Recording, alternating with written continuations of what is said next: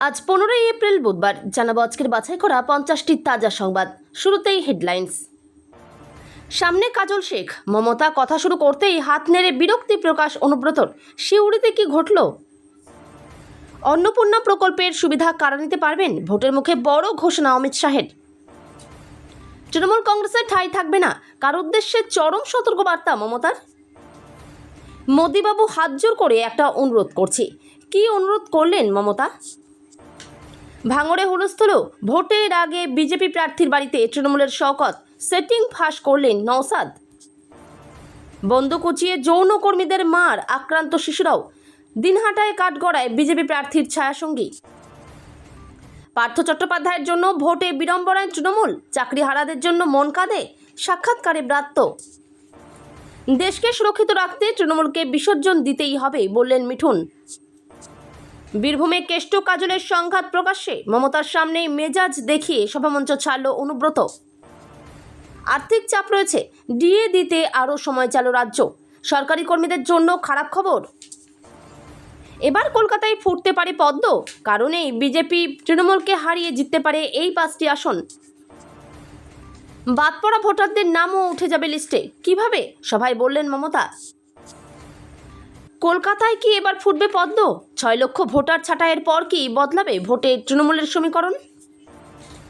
প্রার্থী যদি অনিরাপদ হন তবে সাধারণ ভোটার যাবে কোথায়? কমিশন অফিসে গিয়ে বিস্ফোরক প্রিয়াঙ্কা টিবরেওয়াল। এখনই অবরোধ তুলে দেওয়া হোক, হু হু করে বাড়ছে তেলের দাম। ট্রাম্পের পদক্ষেপে উল্টো ভয় সৌদির। ভোটের আগে ছুটিতে পাঠানো হবে সিভিক ভলেন্টিয়ারদের। অভিষেক ও রুজিরার গাড়ি তল্লাশির নির্দেশ কমিশনের। হোয়াটসঅ্যাপ স্ক্রিনশট শেয়ার করে বড় চক্রান্তের অভিযোগ তৃণমূলের। 10 বারের মুখ্যমন্ত্রীর বিদায়, নীতিশের ছেড়ে যাওয়া সিংহাসনে এবার সম্রাট। তোলপাড় পাটনার রাজনীতি।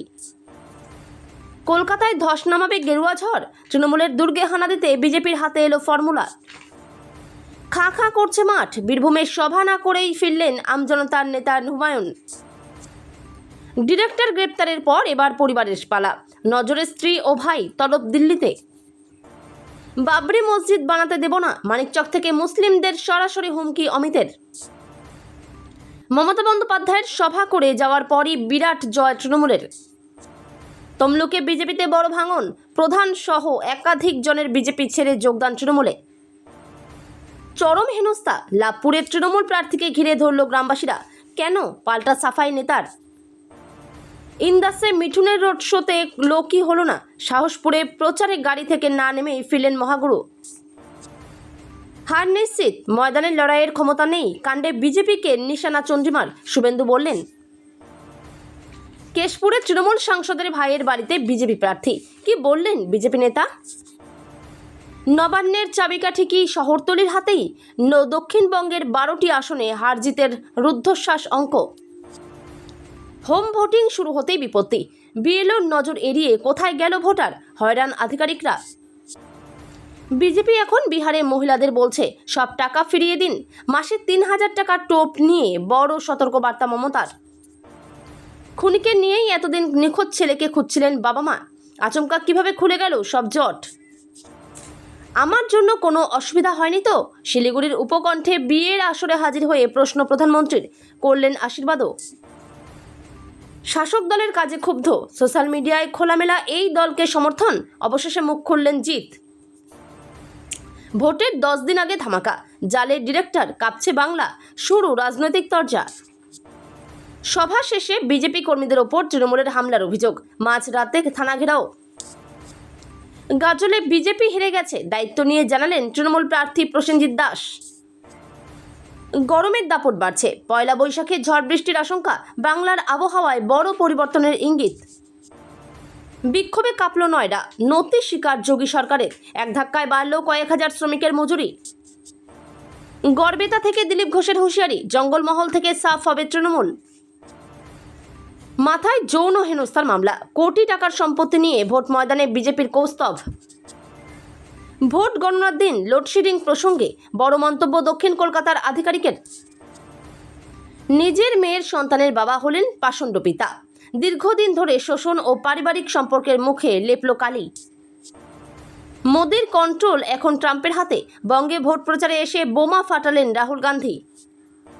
পাক মদতে অশান্তি, ন্যায্য মজুরির দাবিতে শ্রমিক বিক্ষোভকে দেশদ্রোহ তকমা দিলেন যোগীর মন্ত্রী।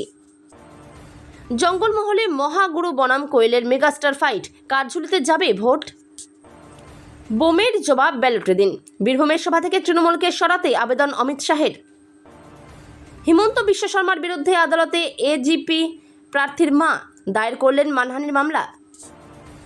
প্রচারে গিয়ে বিক্ষোভের মুখে তৃণমূল প্রার্থী, উত্তপ্ত এলাকা, নামল বিশাল পুলিশ বাহিনী। কালিয়াচকে ওয়াইসির সভা, মমতার বিরুদ্ধে তোপ, বললেন মুসলমানদের বঞ্চিত করে রেখেছেন। জয় শ্রীরাম বললেই 500 টাকা ছাড়, কলকাতার চিকিৎসকের পোস্টার ঘিরে তুঙ্গে বিতর্ক, কি সাফাই। এতক্ষণ শুনছিলেন আপনারা সংবাদ শিরোনাম, এবার শুনবেন বিস্তারিত খবর।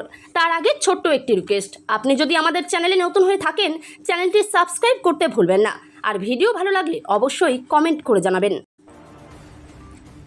বিধানসভা নির্বাচনের মধ্যেই রাজ্য রাজনীতিতে ফের কেষ্ট বিতর্ক। সোমবার সিউড়ির সভা যে দৃশ্যের সাক্ষী থাকলো তা তৃণমূলের অন্দরমহলে বড়সড় অস্বস্তি বাড়িয়ে দিয়েছে। সিউড়ির প্রার্থী উজ্জ্বল চট্টোপাধ্যায়ের সমর্থনে আয়োজিত জনসভায় খোদ মমতা বন্দ্যোপাধ্যায়ের সামনেই কার্যত মেজাজ হারান অনুব্রত মণ্ডল। নেত্রীর কথা শেষ হওয়ার আগেই হাত নেড়ে বিরক্তি প্রকাশ করে মুখ ঘুরিয়ে চলে যেতে দেখা যায় তাকে। মুহূর্তের মধ্যে সেই ভিডিও ভাইরাল হতেই প্রশ্ন উঠছে, তবে কি বীরভূমের বাঘ এবার খোদ দলনেত্রীর ওপরই রুষ্ট? ভাইরাল ভিডিওতে দেখা গেছে ঘটনার সময় মমতা বন্দ্যোপাধ্যায় কথা বলছিলেন হাসনের প্রার্থী তথা বর্তমান জেলা পরিষদের সভাধিপতি কাজল শেখ এবং বিকাশ রায় চৌধুরীর সঙ্গে কথা বলতে বলতে তিনি মঞ্চের অন্য প্রান্তে থাকা অনুব্রতকে নিজের কাছে ডেকে নেন। মমতা যখন দুজনের সঙ্গে কথা বলছিলেন তখনই অনুব্রতকে দেখা যায় হাত নেড়ে কিছু একটা বলে নেত্রীর কথা কার্যত অগ্রাহ্য করেই সরে যেতে। বেজে গিয়েছে বঙ্গভোটের দামামা, আর এক সপ্তাহ বাকি নেই রাজ্যে প্রথম দফায় বিধানসভা নির্বাচনের। আর তার আগেই বাংলায় বিজেপি ক্ষমতা এলে কী কী সুবিধা পাবেন তা নিয়ে সামনে এলো বড় আপডেট। মিলবে অন্নপূর্ণা ভাণ্ডারে 3000 টাকা। আগামী 23শে এপ্রিল রাজ্যে প্রথম দফায় বিধানসভা নির্বাচন, শেষ মুহূর্তে প্রচারে ঝড় তুলতে ডেইলি প্যাসেঞ্জারি শুরু করেছেন প্রধানমন্ত্রী নরেন্দ্র মোদী। স্বরাষ্ট্রমন্ত্রী অমিত শাহ, পেশ করা হয়েছে বিজেপির তরফে সংকল্পপত্র, তাতে 15 দফা ইস্তেহার রয়েছে গেরুয়া শিবিরের। পশ্চিমবঙ্গে বিজেপি ক্ষমতায় এলে কোন ক্ষেত্রে কি করা হবে তা যেমন তুলে ধরা হয়েছে।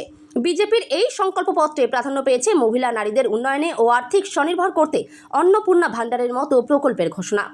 বিধানসভা ভোটের আবহে গত কয়েকদিন ধরেই কানাঘুষো শোনা যাচ্ছে যে বিজেপি পশ্চিমবঙ্গে ক্ষমতায় আসলে বন্ধ হয়ে যেতে পারে মহিলাদের লক্ষ্মীর ভাণ্ডার। তবে বিজেপি সূত্রে এমন কোনো খবর না মিললেও মনে করা হচ্ছে গেরুয়া বাহিনী এই রাজ্যে ক্ষমতায় আসলে মহিলাদের স্বার্থে লক্ষ্মীর ভাণ্ডারের আদলে চালু করবে অন্নপূর্ণা ভাণ্ডার।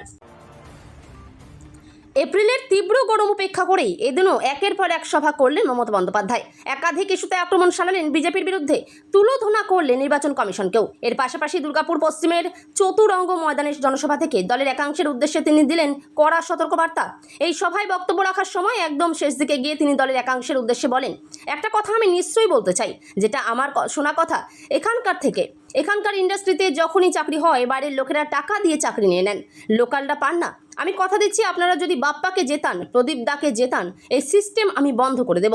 আর তারপরে যদি কেউ করে তখন দেখে নেব তার কত বড় সাহস। তৃণমূল কংগ্রেসের ঠাঁই তার থাকবে না, সে যেই হোক, সে যত বড়ই কেউ কেটা হোক, দলের ঊর্ধ্বে কেউ নয়। আমি বারবার বলেছি ওসব না করতে, তা সত্ত্বেও যদি কেউ করেন 1 সেকেন্ড লাগবে বাদ দিতে। অনেককে বাদ আগেও দিয়েছি, আগামী দিনেও দেব। আমি স্বচ্ছতার সঙ্গে কাজ করতে ভালোবাসি এবং করে যাব। এসআইআর ইস্যুতে একের পর এক সভায় সরব হচ্ছেন মমতা বন্দ্যোপাধ্যায়। একাধিক অভিযোগ তুলে নির্বাচন কমিশন ও সিইসি জ্ঞানেশ কুমারকে তুলোধনা করছেন। এদিন সেই এসআইআর প্রসঙ্গে কথা বলতে গিয়ে প্রধানমন্ত্রী নরেন্দ্র মোদীর পদত্যাগ দাবি করলেন তৃণমূল নেত্রী। জগৎবল্লভপুরের বড়গাছিয়া মাঠের জনসভায় তিনি বলেন, মোদীবাবু হাত জোর করে একটা অনুরোধ করছি। অনুরোধটা কি? 2024-এর ভোটার লিস্টে আপনি প্রধানমন্ত্রী হয়েছেন, যদি ওই লিস্টে ভোট হয় তাহলে বাংলায় 90 লক্ষ ভোট কাটার জন্য আলাদা করে এসআইআর করতে হলে কেন? আপনাকে প্রথম পদত্যাগ দিতে হবে, আপনাকে করতে হবে। তা না হলে জনগণ আগামী দিনে আপনাকে পদচ্যুত করে দেবেন। মনে রাখবেন, গণতন্ত্র সব থেকে শক্তিমান। আক্রমণের মাত্রাও আরও চড়ান তিনি, কারণ নাম না করে নিশানা সানিয়ে মমতা বলেন, আমোদি প্রমোদি বাবুরা জ্ঞান দিচ্ছেন, সোনার বাংলা বানিয়ে দেবেন, লিখে নিয়ে এসে টেলিপ্রম্পটারে বক্তৃতা দিচ্ছেন। বলুন, বাংলার ছেলে মেয়েরা বিহারে গেলে অত্যাচার করেন কেন? রাজস্থানে গেলে খুন করো কেন? জিজ্ঞাসা করুন, মেদিনীপুরের ছেলেরা মহারাষ্ট্রে কাজ করতে গেলে খুন করেন কেন? ভোটের মুখে যেখানে 1 ইঞ্চি জমি ছাড়তে নারাজ বিবদমান রাজনৈতিক দলগুলি, সেখানে দক্ষিণ 24 পরগনার ভাঙড়ে দেখা গেল এক নজিরবিহীন দৃশ্য। মঙ্গলবার সকালে হঠাৎই বিজেপি প্রার্থী জয়ন্ত গাইনের বাড়িতে সশরীরে হাজির হলেন তৃণমূলের দাপুটে নেতা তথা প্রার্থী শওকত মোল্লা। দুই প্রতিদ্বন্দ্বী শিবিরের এই মাখামাখি ছবি সোশ্যাল মিডিয়ায় ছড়িয়ে পড়তেই তোলপাড় শুরু হয়েছে রাজনৈতিক মহলে। সোশ্যাল মিডিয়ায় ভাইরাল হওয়া ছবিতে দেখা যাচ্ছে শওকত মোল্লা ও জয়ন্ত গাইন হাসি মুখে পাশাপাশি দাঁড়িয়ে রয়েছেন। আরও একটি ছবিতে দেখা যায় বিজেপি প্রার্থী জয়ন্তের মা অত্যন্ত স্নেহের সাথে শওকতের মাথায় হাত দিয়ে আশীর্বাদ করছেন। ভাঙড়ের মতো উত্তপ্ত ও সংবেদনশীল কেন্দ্রে এমন মধুর সম্পর্ক দেখে চক্ষু চড়ক গাছ রাজনৈতিক বিশ্লেষকদের। যেখানে মোদী শাহ থেকে মমতা অভিষেক একে অপরকে এক হাত নিচ্ছেন, সেখানে এই ছবি নিছক সৌজন্য নাকি নেপথ্যে অন্য কোনো ডিল কাজ করছে তা নিয়ে উঠছে প্রশ্ন। নিষিদ্ধ পল্লীতে মহিলাদের মারধর সহ আগ্নেয়াস্ত্র নিয়ে তাণ্ডব চালানোর অভিযোগ উঠল দিনহাটা বিধানসভা কেন্দ্রের বিজেপি প্রার্থী অজয় রায়ের নির্বাচনী ছায়াসঙ্গীর বিরুদ্ধে। সোমবার গভীর রাতে এই ঘটনা এলাকায় চাঞ্চল্য ছড়িয়ে পড়ে। এদিন রাতে বাইকে চেপে এলাকায় এসে কয়েকজন দুষ্কৃতী তাণ্ডব চালায়। এই ঘটনার একটি সিসিটিভি ফুটেজ প্রকাশ্যে এসেছে। দুষ্কৃতীরা বিজেপি প্রার্থীর ঘনিষ্ঠ বলে অভিযোগ তুলেছে তৃণমূল।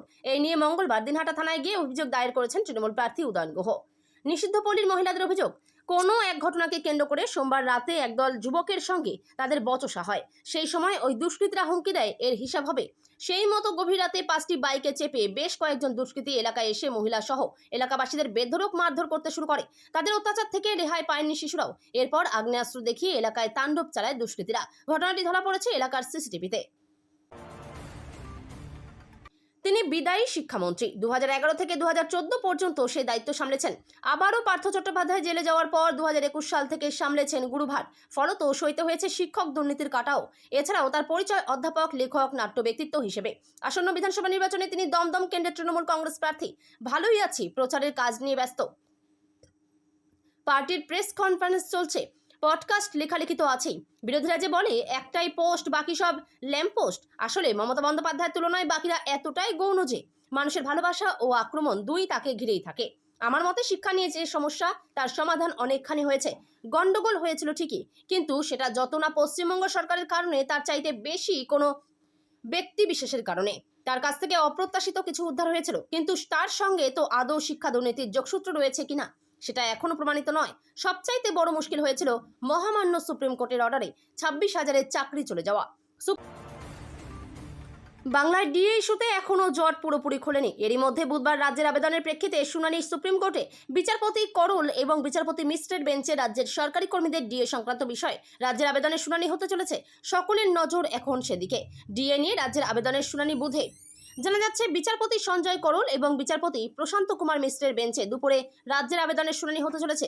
গত 5ই ফেব্রুয়ারি পঞ্চম পে কমিশনের বকেয়া ডিএ মামলায় সুপ্রিম কোর্ট 25% মিটিয়ে দিতে বলেছিল চলতি অর্থবর্ষ শেষ হওয়ার আগে।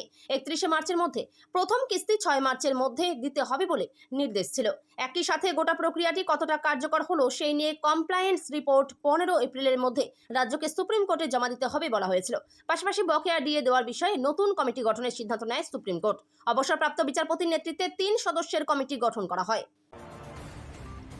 কলকাতা জেলার 11টি আসন, সেখানেই বাম জামানা থেকেই গুটি কয়েক আসন বাদে সব কটি আসনেই তৃণমূলের দখলে ছিল। কিন্তু এবার এসআইআর এর জন্য কলকাতার কয়েকটি আসন হাতছাড়া হতে পারে তৃণমূলের, তেমনই বলছে অনুমান। এবার বিধানসভা নির্বাচনের এসআইআর একটি বড় ফ্যাক্টর হতে পারে, বিশেষ করে কলকাতায়। কলকাতা জেলার 11টি আসন, সেখানেই বাম জামানা থেকেই গুটি কয়েক আসন বাদে সবকটি আসনে তৃণমূলের দখলে ছিল। কিন্তু এবার এসআইআর এর জন্য কলকাতার কয়েকটি আসন হাতছাড়া হতে পারে তৃণমূলের, তেমনই বলছে অনুমান। 2021 সালের বিধানসভা নির্বাচনের ফলাফল হলো 11টির মধ্যে 11টি আসন ছিল তৃণমূল কংগ্রেসের দখলে। 2024 সালের লোকসভায় কলকাতা উত্তর ও কলকাতা দক্ষিণ দুটিতেই তৃণমূল জয়ী হয়েছিল। তবে বিধানসভার নিরিখে 11টির মধ্যে 9টিতে তৃণমূল আর মাত্র 2টি এগিয়ে ছিল বিজেপি। কিন্তু তারপরই হিসেব বদলে দিচ্ছে এসআইআর, তেমনই মনে করছে ওয়াকিবহাল মহল। এসআইআর নিয়ে ফের কেন্দ্রকে আক্রমণ করলেন মমতা বন্দ্যোপাধ্যায়। কথা দিলেন আজ না হয় কাল বাদ পড়া ভোটারদের ফের তালিকায় ঢোকাবেনি।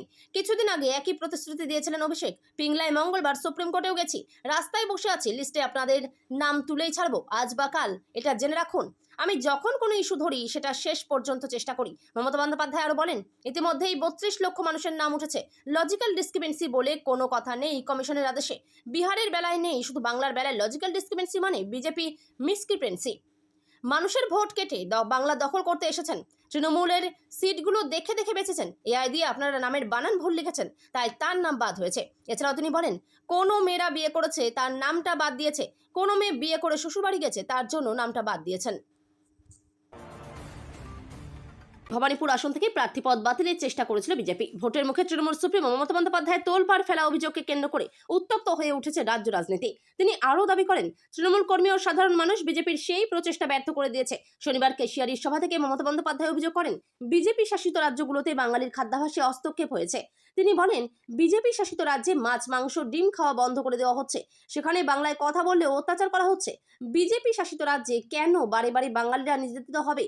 এদিন সভা থেকে তৃণমূল নেত্রী স্পষ্ট জানিয়ে দেন, প্রার্থী যেই হোক না কেন মানুষের ভরসা যেন তার উপর থাকে। তিনি বলেন, কে প্রার্থী তা ভুলে যান, মনে রাখবেন 294টি কেন্দ্রেই প্রার্থী আমি, সরকারটা আমি গড়ব।